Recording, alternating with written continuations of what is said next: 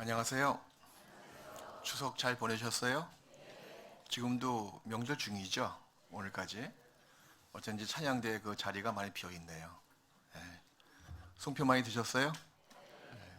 한 살 더 드신 거 아니죠? 건강한 모습으로 다시 만나서 또 교제할 수 있으니 정말 하나님께 감사가 되고 은혜가 됩니다. 잠깐 기도하시겠습니다.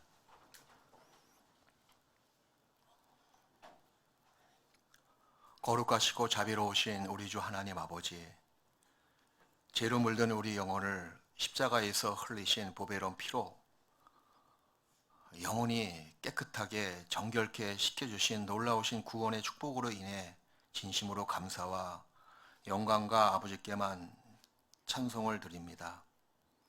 아무런 소망이 없는 저희들에게 산 소망을 주셨습니다. 흑암 가운데 처한 생명이 없는 저희 영혼에게 생명의 빛으로 영생을 주심에 정말 감사합니다. 이 땅에 잠깐 살아가는 저희들, 그 구원의 즐거움과 은혜에 보답하는 마음으로 살기를 소원합니다. 우리 아버지 하나님의 그 뜻을 늘 받들고 말씀을 통해서 그 뜻을 분별하며 순종하는 저희가 되기를 원하오니 부족한 저희들 늘 함께해 주시고 능력으로 붙잡아 주시옵소서. 주님의 피로 영원한 속죄함을 받은 저희들 또 한자리에 모여 하나님을 찬양하며 또 하나님께 영광을 돌릴 수 있도록 교제케 해주신 하나님 아버지, 이 시간도 우리의 믿음의 분량만큼 합당한 말씀의 은혜를 내려주셔서 말씀을 통해 아버지를 더욱더 알아가고 은혜를 듬뿍 받는 저희가 될 수 있도록 오늘 하루 축복해 주시고 도와주시옵소서. 아직까지 귀가하지 못한 여러 성도들 있는 그곳에서 하나님을 찬양하며 또 하나님의 뜻을 순종하는 우리 중랑교회 형제자매가 될 수 있도록 도와주시고 또 돌아오고 있는 그 과정의 길가에도 주께서 함께해 주셔서 아무런 사고 없이 무사히 목적지까지 당도할 수 있도록 자비를 베풀어 주시옵소서. 얼마 남지 않은 우리의 인생에 남은 시간들 정말 합당히 온전히 값어치 있게 하나님께 영광을 돌리는 시간이 될 수 있도록 도와주시고 우리 가운데 혹 한 사람도 신앙생활에 넘어지는 자가 없도록 붙잡아 주옵시고 하나님이 우리로 말미암아 기쁨을 얻으시고 우리도 하나님으로 말미암아 만족과 즐거움을 얻을 수 있도록 도와주시옵소서. 더욱 올 한 해를 통해서 우리 중랑교회가 부흥할 수 있도록 역사해 주옵시고 더욱 각 개인의 신앙이 더 깊어지고 더 신실해질 수 있도록 도와주시기를 간절히 구합니다. 오늘 이 시간 처음부터 끝까지 주께서 함께해 주셔서 부족한 입술, 주님의 지혜로운 입술로 병쾌해 주시고 하나님의 말씀만이 증거될 수 있도록 도와주시옵소서. 우리 영혼을 사망에서 생명으로 구원해 주신 고마우신 예수님의 이름으로 기도했습니다. 아멘. 구약성경 시편 16편을 보시겠습니다.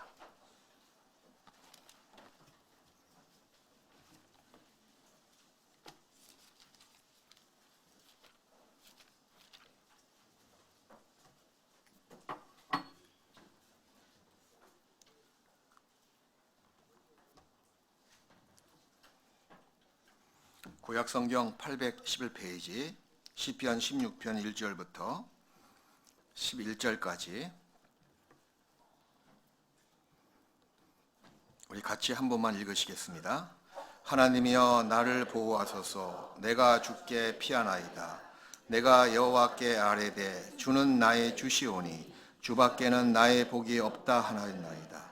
땅에 있는 성도는 존귀한 자니 나의 모든 즐거움이 저에게 있도다. 다른 신에게 예물을 드리는 자는 괴로움이 더할 것이라. 나는 저희가 드리는 피의 전제를 드리지 아니하며 내 입술로 그 이름도 부르지 아니하리로다. 여호와는 나의 산업과 나의 잔의 소득이시니 나의 분깃을 지키시나이다. 내게 줄로 지어준 구역은 아름다운 곳에 있으며 나의 기업이 실로 아름답도다. 나를 훈계하신 여호와를 송축할지라. 밤마다 내 심장이 나를 교훈하도다. 내가 여호와를 항상 내 앞에 모심이여 그가 내 우편에 계심으로 내가 요동치 아니하리로다. 이러므로 내 마음이 기쁘고 내 영광도 즐거워하며 내 육체도 안전히 거하리니 이는 내 영혼을 음부에 버리지 아니하시며 주의 거룩한 저로 썩지 않게 하실 것이니라. 주께서 생명의 길로 내게 보이시리니 주의 앞에는 기쁨이 충만하고 주의 우편에는 영원한 즐거움이 있나이다. 여기서 3절 말씀만 또다시 읽겠습니다. 땅에 있는 성도는 존귀한 자니 나의 모든 즐거움이 저에게 있도다. 여기 성도, 익히 우리가 알고 있고 또 쉽게 부르며 또 쉽게 들을 수 있는 단어이기도 합니다. 거룩한 성, 무리 도자, 거룩한 무리. 복수로 이 단어를 설명해 드릴 수가 있습니다. 땅에 있는 성도라고 나와 있죠. 하늘에 있는 성도가 아닙니다. 바로 지금 현재를 가리키고 있습니다. 교회 시대를 가리키고 있습니다. 땅에 있는 성도는 존귀한 자니 나의 모든 즐거움이 저에게 있도다. 하나님의 모든 즐거움이 하늘에 있는 성도, 천군 천사가 아니라 땅에 있는 성도에게 있다고 말씀하십니다. 주님의 보배로운 피로 제약된 영혼을 깨끗하게 정결케 씻김받은 사람이 그리스도인이고 그리고 그 무리가 성도입니다. 구원받은 사람들이라고 개념을 정의해도 틀리지 않습니다. 성도는 하나님 보시기에 가장 존귀한 자라고 기록하고 있습니다. 물론 성도는 세상 어떤 것보다 더욱 존귀한 존재입니다. 학력에 상관없이, 직업에 상관없이, 나이와 외모와의 상관없이 하나님 보시기에 존귀한 존재들이에요. 왜 그런지 아십니까? 바로 하나님의 독생자 아들이 죽으심으로 말미암아 죄의 용서를 받은, 깨끗함을 받은 사람이기 때문에 그러합니다. 값비싼 대가를 치르고 우리 영혼을 사주셨습니다. 그래서 구원을 받은 사람들, 구원받은 사람 성도는 결코 이 땅에 살아가면서 신앙의 상실감, 신앙의 열등감에 허덕일 필요가 없습니다. 도리어 그리스도 예수 안에서 영적인 우월감과 자부심을 능히 가질 수 있는 존재들이에요. 왜? 땅에 있는 성도는 존귀한 자라고 하나님께서 말씀하시거든요. 세상에서 나만큼 존귀한 존재가 없습니다. 세상에서 나만큼 우월적인 존재도 없습니다. 나는 구원을 받았음에 죄를 영원히 속죄함 받은 사람이기에 또 그리스도의 영을 소유한 그리스도인이기에 또 성도라는 칭호 때문에 그 신분 때문에 우리가 이 땅에 살아가면서 얼마큼 큰 자부심을 갖고 살아야 되겠습니까? 구원을 받은 사람처럼 여기 나와 있죠? 성도만큼 존귀한 존재가 세상에 없습니다. 그 성도가 누구냐 그 얘기예요. 자기의 정체성, 신앙적인 우월감, 자부심을 갖지 않을 수가 없습니다. 우린 특별히 권리를 받은 사람들이에요. 저번에 우리 목사님 말씀 중에 예수님은 특별한 분이시라고 말씀을 들었습니다. 오늘 그 반대로 우리의 위치에 대해서 좀 말씀을 드리고 싶습니다. 예수님이 특별한 분이라면 그분의 피로 죄 용서받고 그분의 피로 거룩한 존재가 된 나는 특별한 존재가 아닐까요? 아닙니다. 하나님 보시기에 너무너무 특별한 존재들이에요. 존귀한 존재들이 틀림이 없습니다. 근데 그 특별한 권리를 받고 구원받고 이 땅에 살아가는 나에게 과연 내 마음속에는 얼마큼 큰 자부심을 갖고 있습니까? 이번에 추석 명절을 지나면서 어떤 분은 신앙적인 우월감, 자부심을 갖고 구원받지 못한 친척들에게 대하는 사람이 있는가 하면, 그 반대로 어떤 사람은 구원받았음에도 불구하고 마치 꾸어다란 그 보리자루 모양으로 스스로가 어떤 상실감과 스스로가 어떤 존재 가치를 인정하지 못하는 가운데 스스로 비하시키고 스스로를 더 힘들게 하는 경우, 그런 시간을 보낸 사람도 혹 있을 것 같아요. 확실히 주님의 피로 재용서받고 영원한 속죄를 받고 그 영혼이 진리를 믿음으로 말미암아 정결케 된 사람은 성도가 분명합니다. 내 구원이 확실한 것만큼 나의 존재 가치도 확실하게 성경을 통해서 인식하는 것도 필요합니다. 나는 과연 구원을 받은 이후에 그리스도 예수 안에서 얼만큼 큰 자부심을 갖고 지금 신앙의 생활을 하고 있는지 한번 점검해 볼 필요성이 있습니다. 하나님께서 말씀하시기를 땅에 있는 성도는 존귀한 자라고, 땅에 있는 성도거든요. 이 땅에 살고 있는 그리스도인들을 가리키고 있습니다. 우린 특별한 권리를 부여받은 사람이에요. 그래서 하나님께서 나를 존귀하게 보십니다. 특별하게 취급하고 계시다, 그 얘기예요. 내가 믿는 하나님 아버지는 결코 책 속에만 거하는 분이 아니시죠? 내가 지금 구원을 받고 이 땅에 살아가는 나의 호흡하는 모든 삶이 신앙생활인데, 신앙생활은 내 생명이다, 그 얘기예요. 내 신앙생활은 나의 삶의 전부입니다.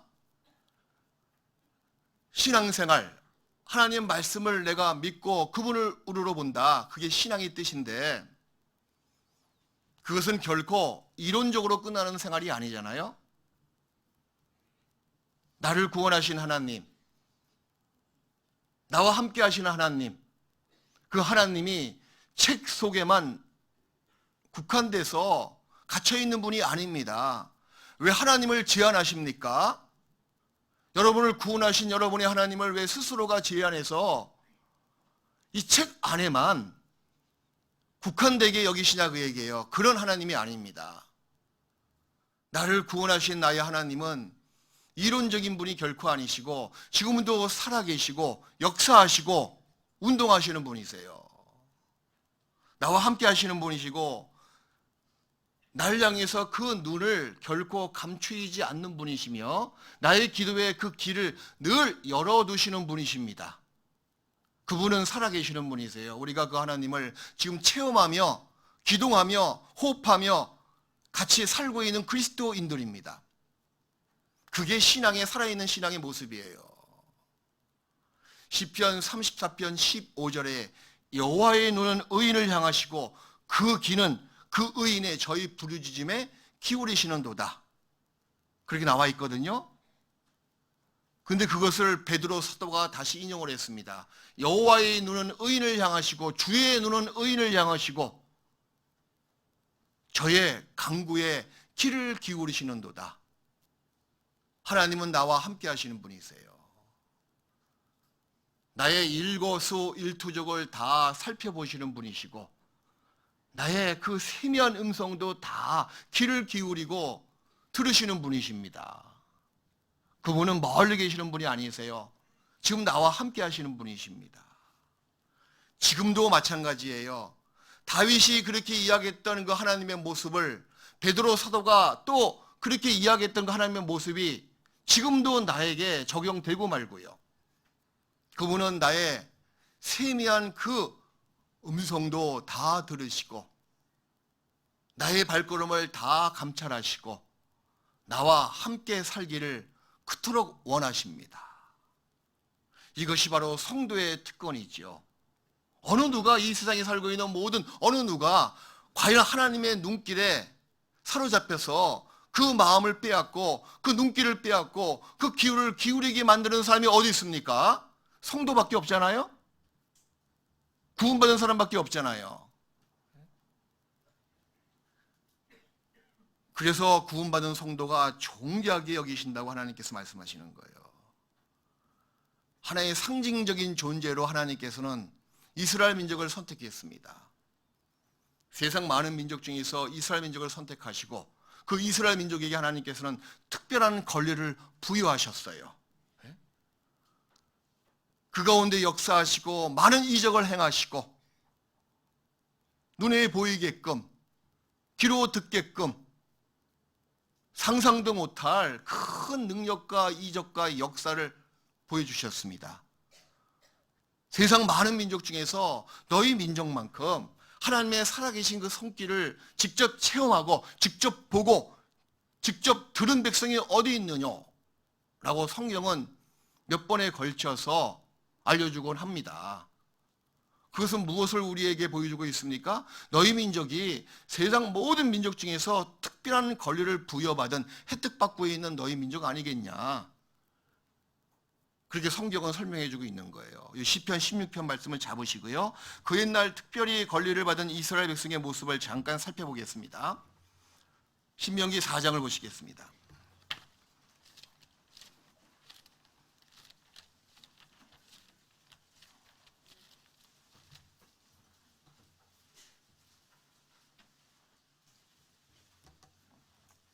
신명기 4장 32절부터 구약성경 268페이지예요.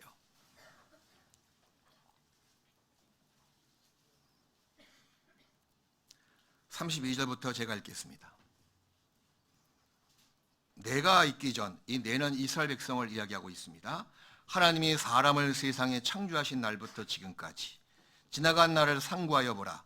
하늘 이 끝에서 저 끝까지 이런 큰 일이 있었느냐? 이런 일을 들은 적이 있었느냐? 어떤 국민이 불 가운데서 말씀하신 하나님의 음성을 너처럼 듣고 생존하였었느냐? 어떤 신이 와서 시험과 이적과 기사와 전쟁과 강한 손과 편팔과 크게 두려운 일로 한 민족을 다른 민족에게서 인도하여 낸 일이 있느냐? 이는 다 너희 하나님 여호와께서 애굽에서 너희를 위하여 너희의 목전에서 행하신 일이라. 35절 말씀 같이 읽어요. 이것을 내게 나타내심은 여호와는 하나님이시요 그 외에는 다른 신이 없음을 내게 알게 하려 하심이니라. 이런 민족이 어디 있느냐? 세상에 많은 민족이 있지만 너희 민족처럼 살아계시는 그 하나님을 본 백성이 어디 있느냐? 곧 이 말은 뭡니까? 너희 이스라엘 백성은 특별한 백성이란다 라는 것을 주지시키고 있는 말이잖아요. 4장 34절에 어떤 신이 와서 시험과 이적과 기사와 전쟁과 강한 손과 편팔과 크게 두려운 일로 한 민족을 다른 민족에게서 인도하여 낸 일이 있느냐? 이는 다 너희 하나님 여호와께서 애굽에서 너희를 위하여 너희의 목전에서 행하신 일이라. 이거 훗날 우리 영혼의 구원을 보여주고 있는 사건입니다. 하나님은 이스라엘 백성을 엄청나게 사랑하신 거예요. 심지어는 호세아서 3장 1절부터 보니 호세아에게 이렇게 명령하시잖아요. 너는 가서 네 부인을 음란한 여자 중에서 고르라고. 야, 호세아 믿음이 대단합니다. 그죠? 그 교훈이 뭡니까? 너희 이스라엘 백성이 음란한 모습이었다. 근데 그럼에도 불구하고 나 하나님은 너희 음란한 이스라엘 백성의 그 죄를 다 묵과하시고 간과하시고 다 받아들이고 다시 용서했단다. 그러니 너 호세아도 음란한 여자 중에서 네 부인을 고르라고 말씀하시는 거예요. 그만큼 이스라엘 백성을 놓지 아니하시고 끝까지 하나님께서 잡으시고 사랑하신다는 뜻입니다. 우리의 모습이 그러하지 않았습니까? 우리가 구원받기 전에 정말 하나님 보시기에는 영적으로 가늠한 여자의 모습과 똑같은 거예요. 세상 것을 사랑했습니다. 더러운 것을 깨끗한 것보다 더 좋아했던 사람이었습니다. 거룩하신 하나님의 눈에는 100번, 1000만 번 죽어도 용서받지 못할 죄를 짓고 살아왔던 죄인들이었습니다. 근데 그럼에도 불구하고 우리가 아직 죄인되었을 때 그리스도께서 우리를 위하여 죽으심으로 말미암아 하나님께서 나에 대한 하나님의 사랑을 확증시켜 주셨습니다. 끝까지 용서해 주셨잖아요. 그래서 내 영혼이 구원을 받게 된 거예요. 그 옛날 이스라엘 백성을 구원하신 하나님의 모습은 지금 나에게 적용됐었고 지금도 적용되고 있습니다. 사랑하시는 하나님께서 이스라엘 백성을 눈동자처럼 끝까지 지켜주셨습니다. 지금도 여전히 그 하나님의 지켜주시는 눈동자는 살아계시고 지금 나를 늘 지켜보시고 보호하시고 인도하신다는 사실입니다. 그런데 그 옛날 이스라엘 백성은 그 부여받은 특별한 권리를 우습게 생각을 해버린 거예요. 기억지 아니했습니다. 그것이 문제가 된다는 거죠.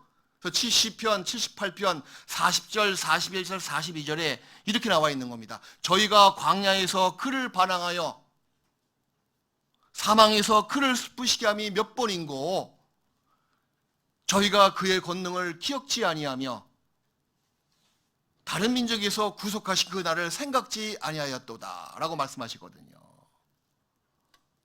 저희가 광야에서 저희가 사막에서 반항하고 하나님의 마음을 슬프시게 한 것이 몇 번인고 수도 없이 많이 있었죠? 그 이유가 뭡니까?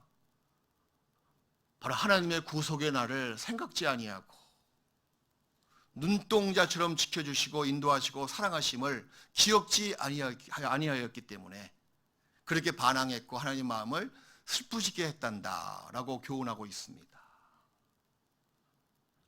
특별한 권리를 받은 선택받은 이스라엘 백성이 하나님의 모든 권능의 손길, 사랑의 손길을 거부한 거대로 이 순간에도 우리가 하나님의 그 손길을 거부한다면 그처럼 어리석은 그리스도인이 없을 거예요.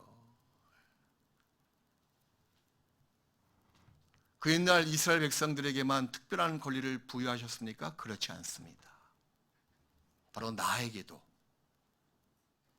구원받은 나에게도 하나님께서는 특별한 권리를 다 주신 거예요. 그리고 성도를 존귀하게 나를 존귀하게 보신다는 겁니다. 우리 구원을 받은 사람은 특별히 하나님의 관리 가운데 들어와 있는 사람이고 특별한 보호를 받고 있는 사람이 틀림이 없습니다. 시편 16편 다시 돌아가시겠습니다.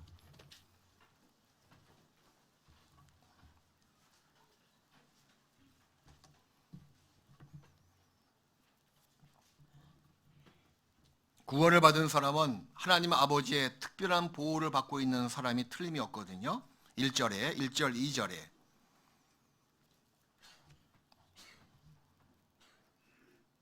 하나님이여 나를 보호하소서 내가 주께 피하나이다.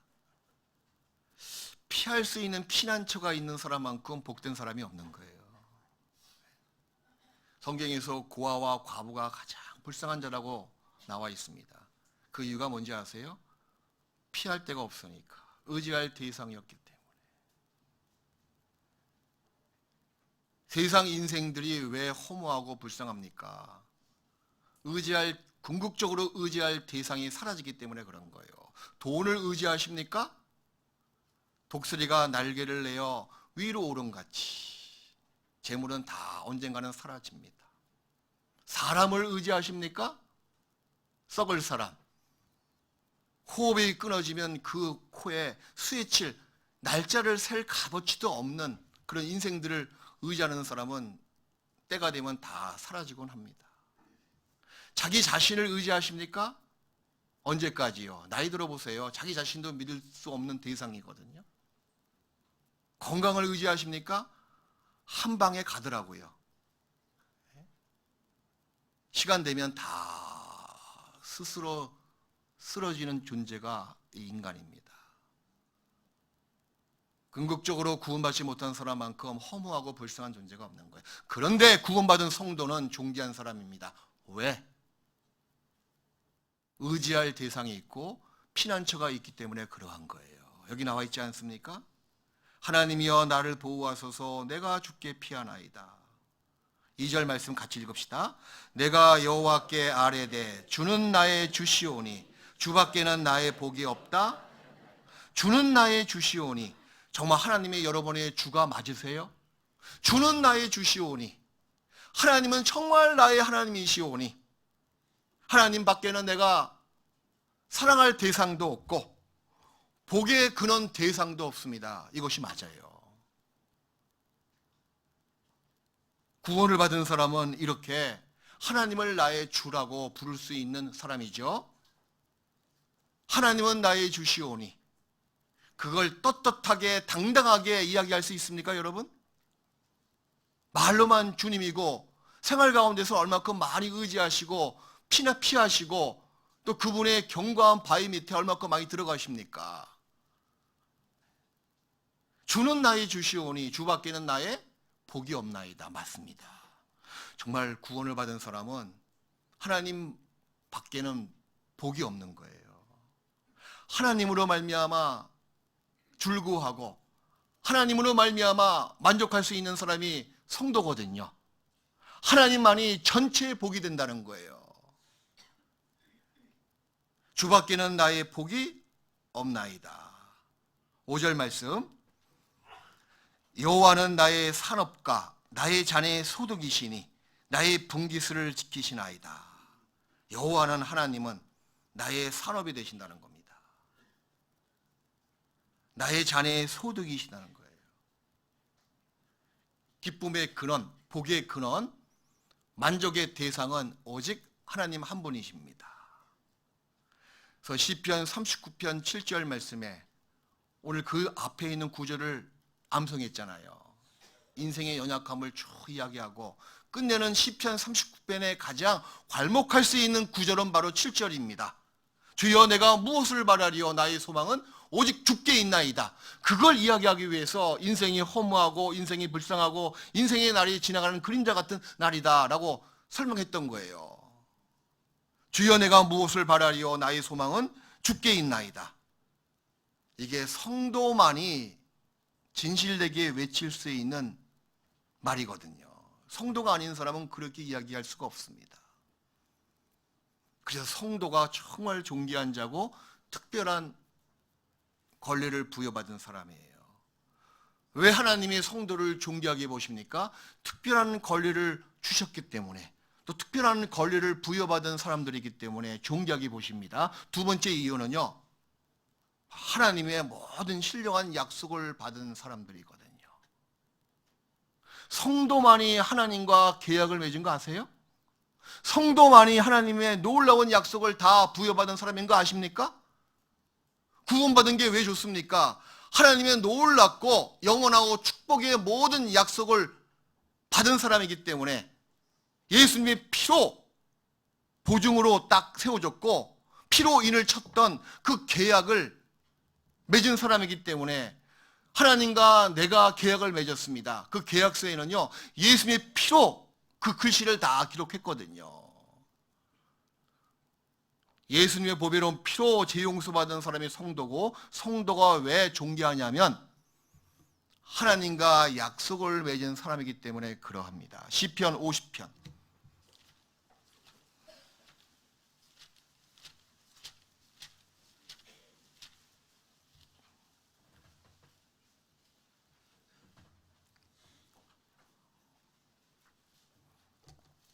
시편 50편 5절.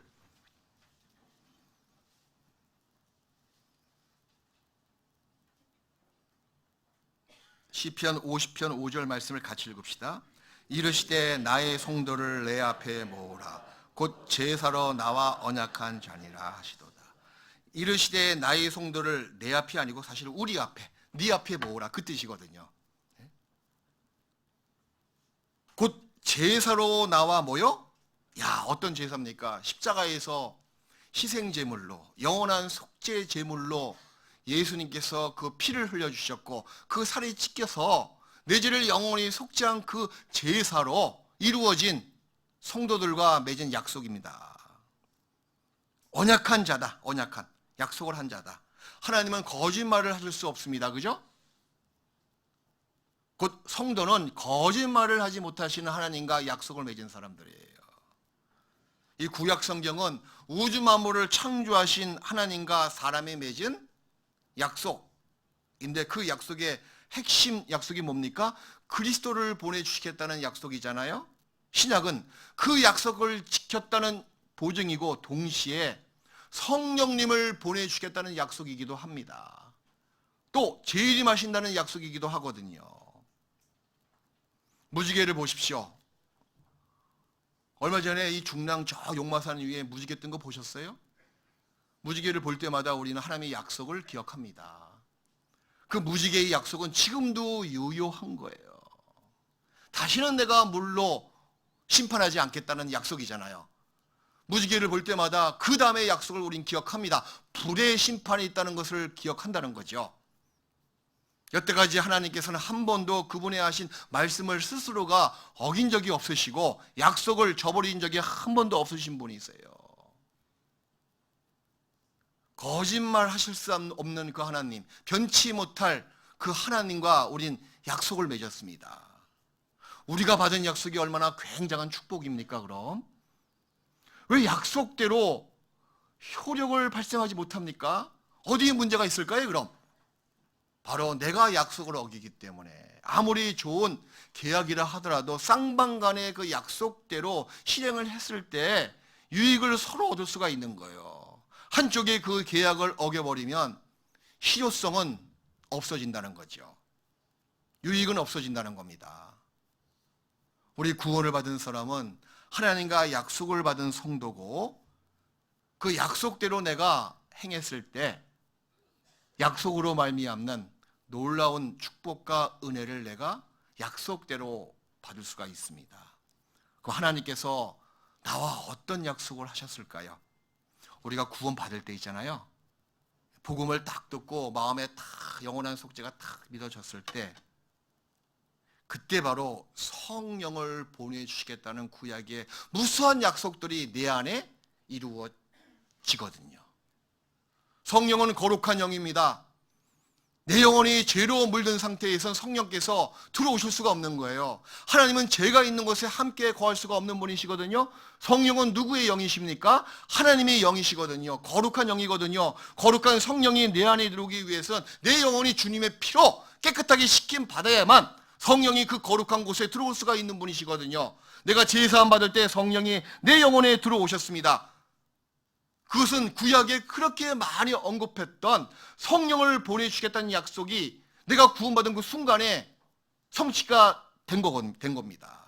내가 구원받을 때 그가 우리에게 약속하신 약속 성령을 주시고 그 다음에 무엇을 약속하셨습니까? 영원한 생명을 약속하셨거든요. 하나님과 나와의 맺은 약속은 영생입니다. 약속하신 약속이 이것이니 곧 영원한 생명이다. 요한일서 2장 25절에 영원한 생명을 받게 된 거예요. 한 번 들어온 성령님은 결코 나가지 않는 분이십니다. 성령은 거룩한 영이죠? 영생을 보장하는 보증인이십니다. 그 영이 내 안에 들어와 계신 거예요. 영원한 생명의 약속을 받았죠? 약속대로 성취가 돼버린 겁니다. 그리고 또 한 가지, 천국 기업을 주시겠다는 약속도 내가 구원받을 때 이루어진 거예요. 예수 그리스도의 그 죽으심과 부활하심으로 말미암아 너희를 거듭나게 했으니 그것이 산 소망이고 너희에게 영원하고 썩어지지 아니하고 없어지지 아니하는 기업을 주신다고 약속해 주셨거든요. 신령한 약속, 우리가 구원받을 때 천국 기업을 상속받을 수 있는 그 약속도 우리가 받았습니다. 내 안에 들어온 성령님이 계시기에 이 죽을 육신도 주님이 오셨을 때 부활됩니다. 성령으로 말미암아 몸의 구속도 이루어지고 성령으로 말미암아 부활될 신령한 몸으로 불사의 몸으로 부활돼서 영원한 천국에 들어가는 거예요. 내 안에 성령님이 계시는 거예요. 약속대로 이루어졌습니다.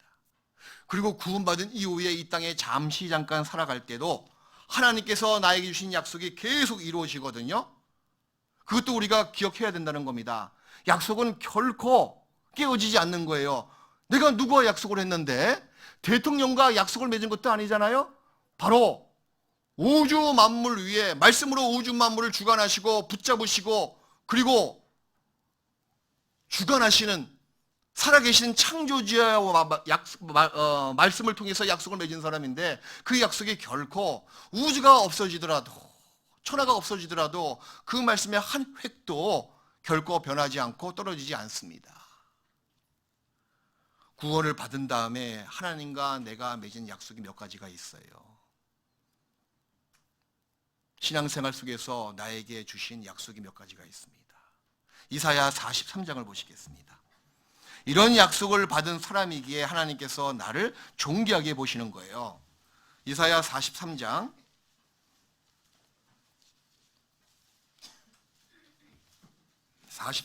2절 3절을 보시겠습니다.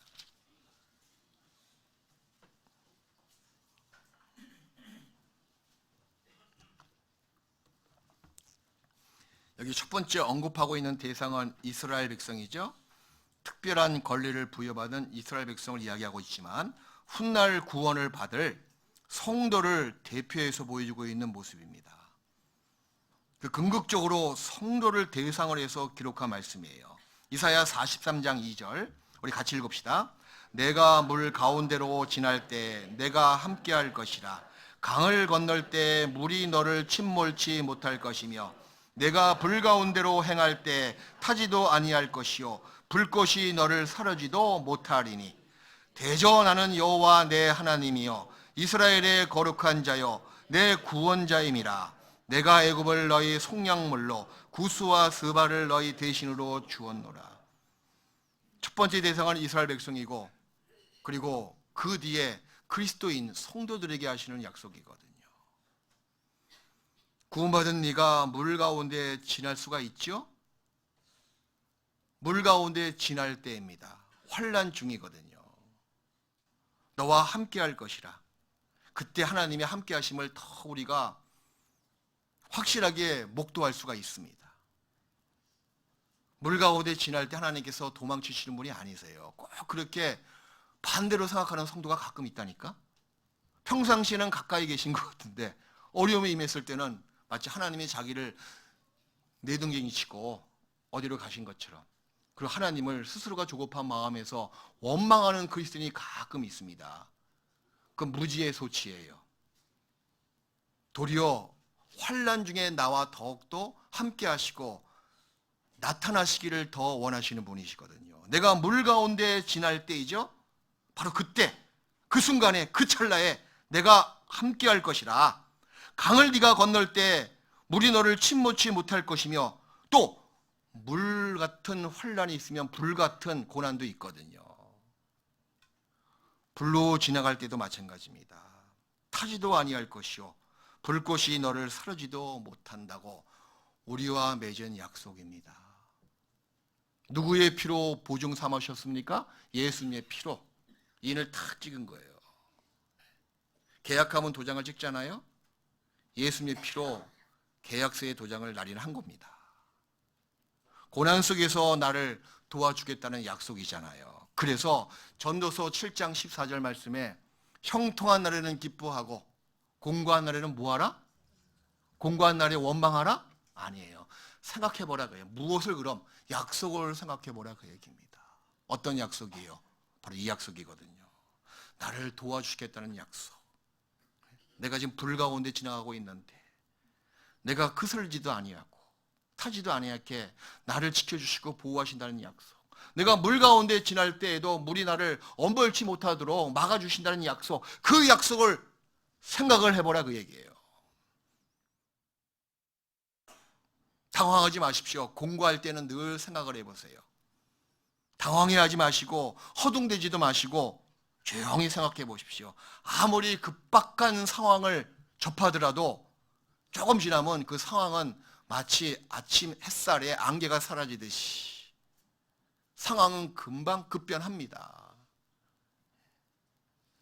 한여름에 난 전 늘 이 가을을 생각해요. 아무리 지금 뜨겁고 숨이 컥컥 막힐 정도로 무덥다 하더라도 이제 추석 지나면 시원한 바람이 불어오겠지. 영락없이 지금 불어오지 않습니까? 아무리 추워도요, 따뜻한 봄날의 그 솔솔 부는 봄 기운의 바람을 생각합니다. 어김없이 사계절은 법칙처럼, 법칙이죠. 사계절 법칙으로 어김없이 봄 되면 따스한 바람이 불어오고 가을 되면 선선한 바람이 불어오고 아무리 덥다 손치더라도 아무리 춥더라도 때는 바뀌는 거예요. 상황은 바뀐다는 거예요. 여러분이 지금 신앙생활의 고난? 지금 강물을 지나가고 있습니까? 불 가운데로 지나가고 있습니까? 생각해 보십시오. 약속을 생각해 보십시오. 그 상황은 이제 바뀔 겁니다.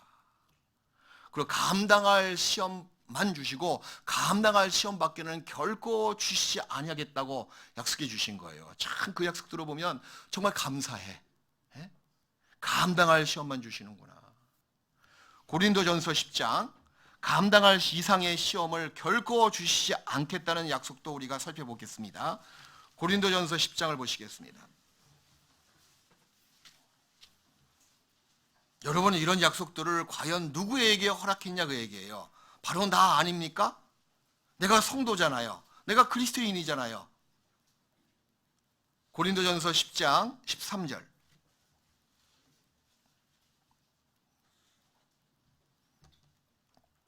같이 읽읍시다. 사람이 감당할 시험 밖에는 너희에게 당한 것이 없나니 오직 하나님은 미쁘사 너희가 감당치 못할 시험 당함을 허락하시고 안시고 시험 당할 즈음에 또한 피할 길을 내사 너희로 능히 그 다음에 참 하나님의 자비로움을 볼 수가 있습니다. 감당치 못할 시험이 있으면 그 전에 하나님께서는 피할 길을 내주신다는 거예요. 시험 당할 즈음이죠? 멀리서부터 미리 걱정할 거 없어요. 내 코앞까지 막딱 들었을 때까지 하나님께서는 가만히 두시는 경우가 왕왕 있습니다. 왜? 우리 마음을 낮추시기 위해서, 믿음을 시험하기 위해서. 근데 나를 결코 짓누르고 가는 고난은 없습니다. 코앞까지 왔을 때 그 즈음에 눈앞까지 왔을 때 피할 길을 딱 내주신다는 거예요. 그래서 나로 감당할 수 있게끔 도와주신다는 약속이잖아요. 우리 이런 약속을 받은 사람이에요. 무엇이 겁내세요? 무엇이 힘드십니까? 무엇이 두려우세요? 담대함을 가질 수가 있습니다. 그 세상 끝날 때까지 나와 함께 하신다는 약속도 받았잖아요. 과연 창조주 하나님, 절대자 하나님, 무소불위의 능력을 갖고 있는 그 하나님이 누구와 함께 하시냐 그 얘기예요. 누구와? 나와 함께 하신다는 약속이에요. 마태복음 28장 20절에 볼지어다 내가 세상 끝날 때까지 너희와 함께 있으리라. 나와 함께 하신다는 약속. 시편 48편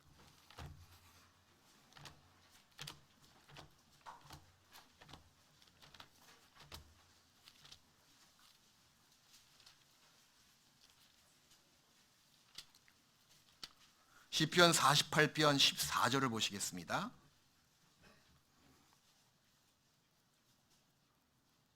(14절) 말씀을 같이 읽어요. 이 하나님은 영영이 우리 하나님이시니 우리를 죽을 때까지 인도하시리로다. 이 하나님, 여기 이라고 딱 지시 대명사가 있잖아요. 이라고 더 강조하기 위해서 나의 하나님은, 이런 하나님은, 살아계시는 나의 하나님은 영영이 나의 하나님이시니 영원히 나의 하나님이 되시거든요. 나의 주가 되시거든요. 나를 죽을 때까지 뭐요? 인도하시리로다. 죽을 때까지 인도하신다고 약속해 주신 거예요. 이 약속을 여러분들은 받으셨습니까? 받았잖아요. 진짜 인간의 고마움은 이 약속을 잊었을 때 교만이 올라온다는 거예요. 사실 구원받은 사람의 교만이, 최대의 교만이 뭔지 아세요? 이런 하나님의 약속을 잊어버리고 의심하는 것이 최대의 교만이거든요. 뭐가 잘나서? 여러분의 능력과 여러분의 지혜와 여러분의 힘이 창조주 하나님의 힘과 지혜와 능력을 초월하십니까? 그래? 아니거든요. 그분이 나를 도와주시겠다고, 함께 하신다고, 감당할 시험 밖에는 주신 것이 없다고, 감당치 못할 시험이 있으면 그 즈음에 피할 길을 내준다고 약속해 주셨는데 그 약속을 까맣게 잊어버리고 걱정하고 근심하고 두려워하고 의기소침해서 내 하나님이 어디 있어? 하나님은 나를 미워하시는 것 같아. 그런 불신의 마음이 바로 여러분이 마음이 약해서 믿음이 없어서 그런 것보다도 교만해서 그래. 교만해서. 하나님이 함께 하신다는 약속을 인정하지 않는 것이 최대의 교만입니다. 이 약속 때문에 우리가 큰 위로받지 않습니까? 이 하나님이 나에게 하신 이 놀라운 축복을 가리키고 있는 이 약속들 때문에 큰 위로가 되고 안위가 되고 흔들림이 없는 거예요. 과연 이런 놀라운 약속을 누가 받았냐 그 얘기입니다. 우린 큰 자부심을 가질 수밖에 없는 사람이에요. 특별한 존재거든요. 존귀한 존재거든요. 히브리서 6장을 보시겠습니다.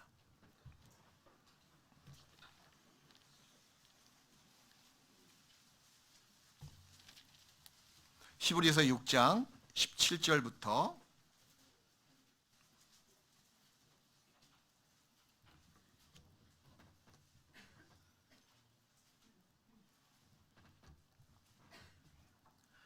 하나님은 약속을 기업으로 받는 자들에게 바로 성도죠.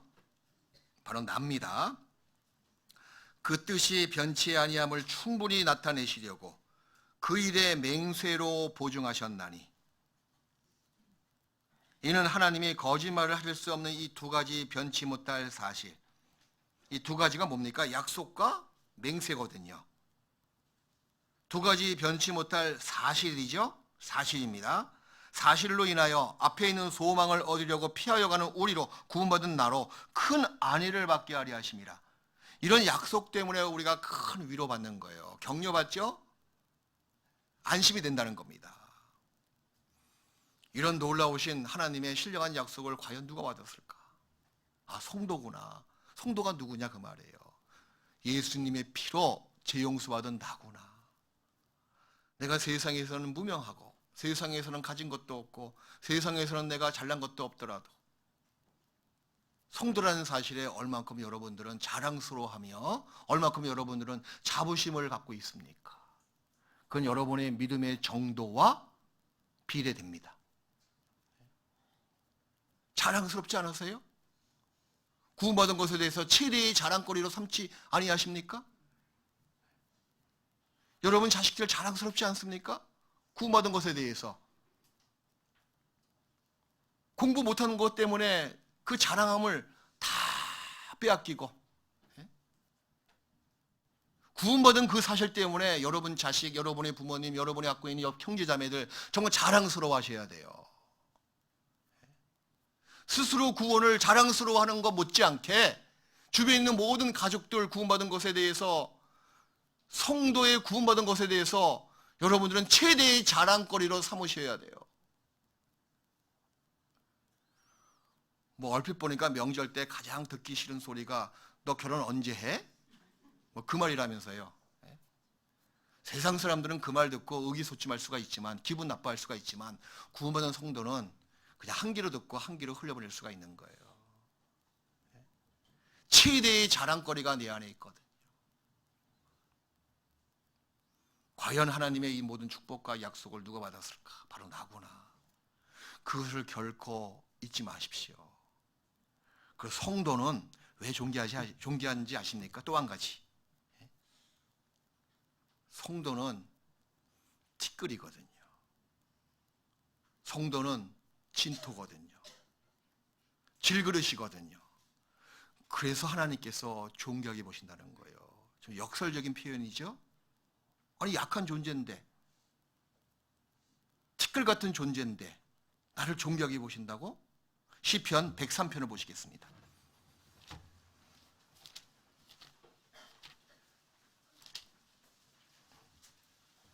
시편 103편 14절을 보시겠습니다.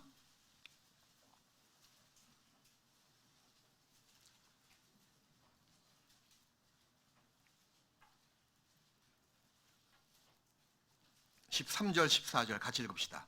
아베가 자식을 불쌍히 여긴 같이 여호와께서 자기를 경외하는 자를 불쌍히 여기시나니 이는 저가 우리의 체질을 하시며 우리가 진토임을 기억하심이로다. 여기 우리는 누굽니까? 이 성도거든요. 구원받은 사람이거든요. 여기 15절 14절에 하나님은 내가 얼마나 약한 존재인지 나의 체질을 하시며 내가 진토가 히브리 말로 아파르예요. 아파르. 그 아파르의 뜻은 흙이다 그 뜻인데 이 히브리 사전을 보잖아요. 그 아파르의 정확한 그 정의가 나와 있습니다. 인간 몸의 재료라는 뜻이래요. 인간 영어로 휴먼이잖아요. 흙이라는 라틴어가 휴무스입니다. 흙의 라틴어가 휴무스거든요. 휴무스에서 나온 것이 휴먼이에요, 인간.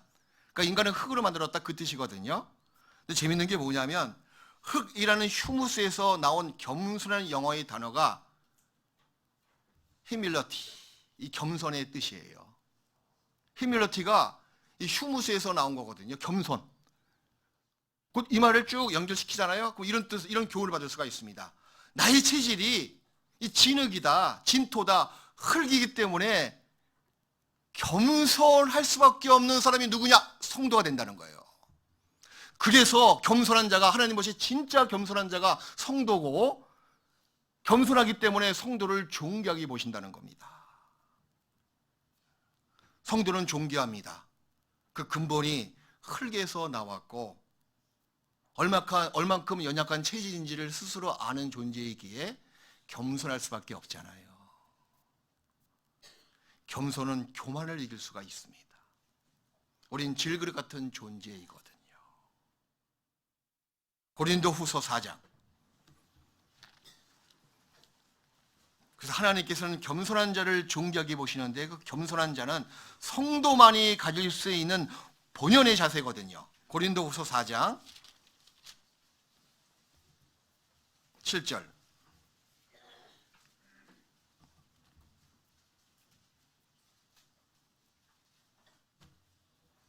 고린도후서 4장 7절 같이 읽읍시다. 우리가 이 보배를 질그릇에 가졌으니 이는 능력의 힘이 큰 것이 하나님께 있고 우리에게 있지 아니함을 알게 하렴이라. 우리가 질그릇이기 때문에 스스로 연약함을 압니다.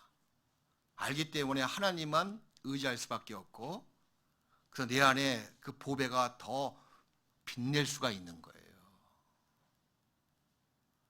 그 옛날 모세를 보십시오. 왕자 모세, 하나님 보시기에는 가치 없었습니다. 쓸 수가 없었어요. 스스로 질그릇인지를 몰랐던 왕자 모세는 하나님 보시기에 쓸 필요 없었습니다. 영웅 모세 필요 없는 거예요.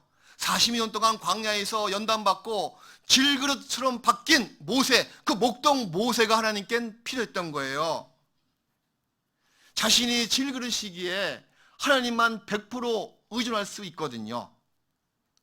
우리 자신도 마찬가지예요. 우리 성도 정말 질그릇입니다. 연약합니다. 상처받기 쉽죠? 교회 성도만큼 상처받기 쉬운 사람이 세상에 없어요.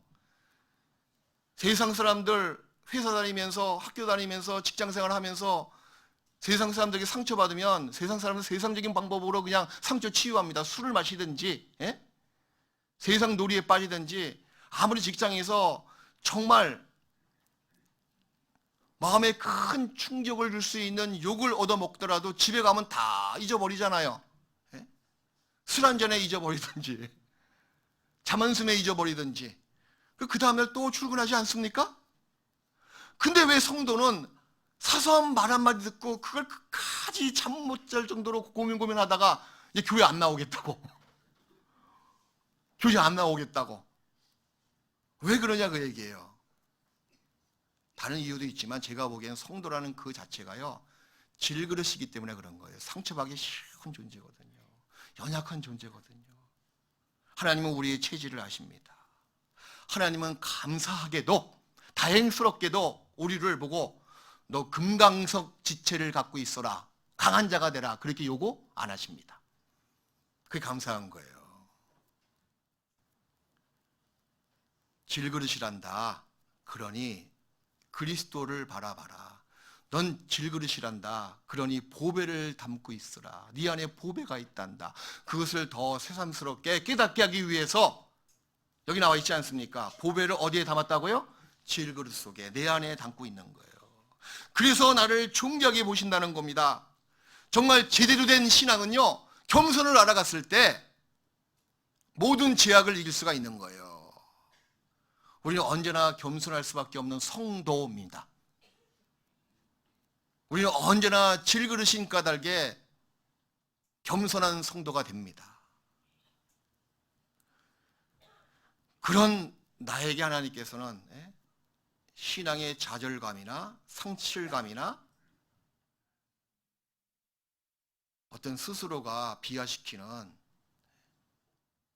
어리석음을 범치 말라고 말씀하시는 거예요. 약한 거 아시면서도. 왜 그러실까요? 네 안에 누가 계시냐? 보배로우신 이 그리스도께서 계시거든요. 그것을 좀 알라고. 그래서 비록 성도가 이 땅에 살아가면서 상처받고 깨지기 쉽고 흔들리기 쉬운 존재지만 그 안에 보배가 계시고 보배를 담고 있는 칠그린 까닭에 나를 존귀하게 보신다는 거예요. 그래서 그것으로 말미암아 엄청난 큰 우월감과 자부심을 우리가 갖고 누릴 수가 있습니다. 또 한 가지는 그런 나를 하나님께서는 뭐요? 가장 기쁘게 보신다는 거예요. 시편 16편.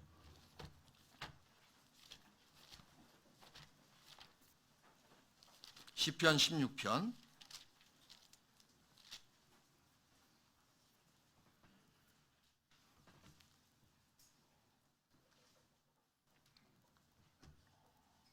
3절. 시편 16편 3절 같이 읽읍시다. 땅에 있는 성도는 존귀한 자니 나의 모든 즐거움이 참 감사한지 모르겠어요. 나를 그렇게 존귀하게 보시고 하나님의 모든 즐거움이 나에게 있다고.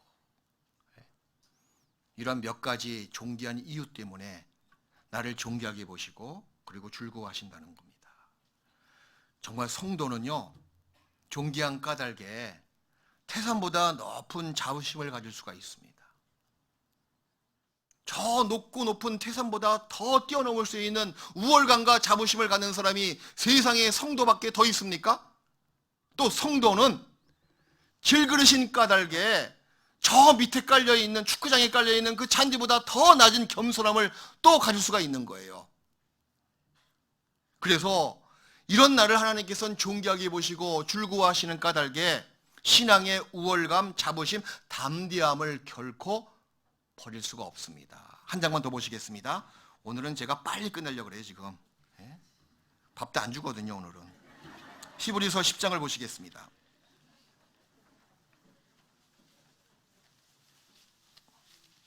자, 마지막으로 한 구절 같이 찾겠습니다. 히브리서 10장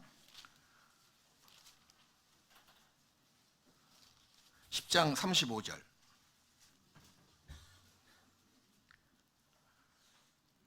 신약성경 364페이지 히브리서 10장 35절 우리 같이 읽읍시다. 그러므로 너희 담대함을 버리지 말라. 이것이 큰 상을. 담대함을 버리지 말라고. 무엇이 우리를 담대케 만듭니까? 성도인 까닭에 하나님 보시기에 존귀한 자들이기에.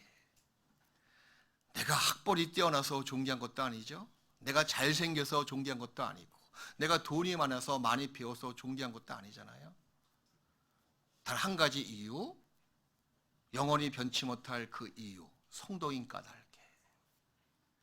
그래서 이 땅에 잠시 잠깐 땅에 있는 성도는 존귀한 자라고, 땅에 있는 나는 존귀한 자라고, 땅에 있는 내가 어떤 세상 어떤 것보다 더 높은 기쁨, 우월감, 자부심 가질 수가 있는 거예요. 그런 담대함을 결코 버리지 마십시오. 명절 지나오시면서 여러 가지 마음에 충격받고 또 일가 친척 만나가지고 서로 자랑도 많이 하잖아요. 근데 세상적으로 우리 자랑할 거 별로 없거든요. 거기에 의기소침할 거 없어요. 야, 네 자녀들은 어느 대학 들어갔냐? 네 자녀는 언제 시집갈래? 언제 결혼시킬래? 그런 것에 휘청휘청 왔다 갔다 하지 마세요. 속으로 내 자식들이 제일 낫어. 왜? 구원받았기 때문에. 그런 스스로가 자랑스러워 하시라는 겁니다. 같이 기도하시겠습니다.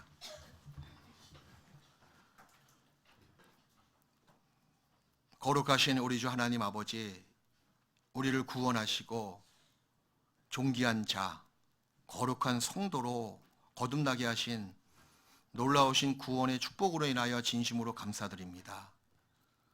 우리 형제자매들 이 땅에 잠시 잠깐 살아가면서도 늘 그리스도 예수 안에서 영적인 우월감 또 신앙의 자부심을 갖고 담대함을 버리지 않도록 도와주시고, 내가 어떠한 존재임을 스스로 자각하고 그것을 스스로 즐거워하며 담대함을 가질 수 있도록 도와주시옵소서. 우리 서울 중랑교회 형제자매들 더욱 주님의 사랑을 받고 또 귀하심을 받고 있습니다. 앞으로 주께서 오시는 그날까지 내 영혼을 거듭나게 만든 이 복음을 밖으로 힘있게 증거하며 많은 어리석은 자들, 가치 없는 자들을 하나님 보시기에 존귀한 자들로 복음을 전하며 우리 존귀한 자들끼리 더욱더 교제 안에서 서로를 자랑스러워하며 서로를 아껴주고 사랑하는 저희가 될 수 있도록 도와주시옵소서. 이제 명절 끝나는 즈음에 앞으로 교회가 계획한 많은 일들이 있습니다. 교고 집회, 또 올해의 마지막 대전도 집회, 또 봉사하는 그 모든 일 가운데 주께서 함께해 주시고 우리 마음을 모아주시고 합력해서 선을 이루는 저희 교회가 될 수 있도록 도와주시옵소서. 예수님 이름으로 기도드리옵나이다. 아멘.